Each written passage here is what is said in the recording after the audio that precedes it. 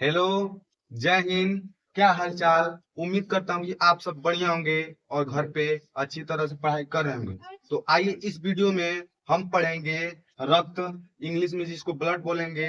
रक्त को पढ़ेंगे और पूरे बेसिक से पढ़ेंगे। सबसे पहले इसके बेसिक को जानेंगे कि इसका बेसिक क्या होता है। तो सबसे पहले टॉपिक में पहला क्या हमारा पढ़ना है, तो इसका अध्ययन यानी हमारे रक्त का अध्ययन क्या कहलाता है, तो सोरोलॉजी कहलाता है या हेमेटोलॉजी। इन दोनों मतलब इन दोनों में एक भी कोई हो सकता है या दोनों हो सकता है। तो इसका अध्ययन हमारा हेमेटोलॉजी कहलाता है।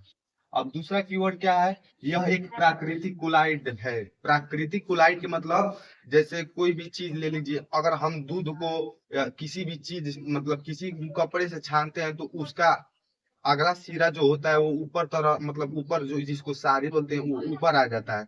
तो वही हमारा कोलाइड हो गया।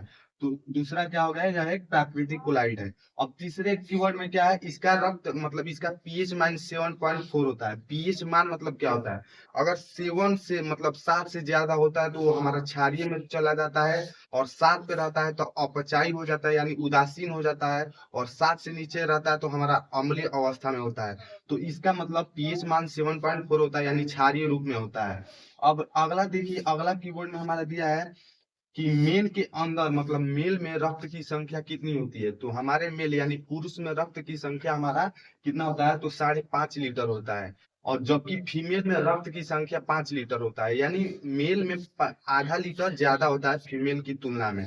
ऐसा क्यों होता है, ऐसा तो कभी भी देखिएगा कि अगर आप किसी फीमेल को ले लीजिए और मेल को ले लीजिए, अगर आप किसी पुरुष को मारते हैं कि एक थप्पड़ मैंने हम किसी पुरुष को मार दिए, तो पुरुष को मारेंगे तो उसको उतना तेज घाव नहीं लगेगा, और वही हम किसी फीमेल को मार दिए तो पुरुष की तुलना में स्त्री को बहुत ज्यादा घाव लगता है। तो यही होता है कि मेल के अंदर ज्यादा रक्त होता है और फीमेल के अंदर थोड़ा कम रक्त होता है।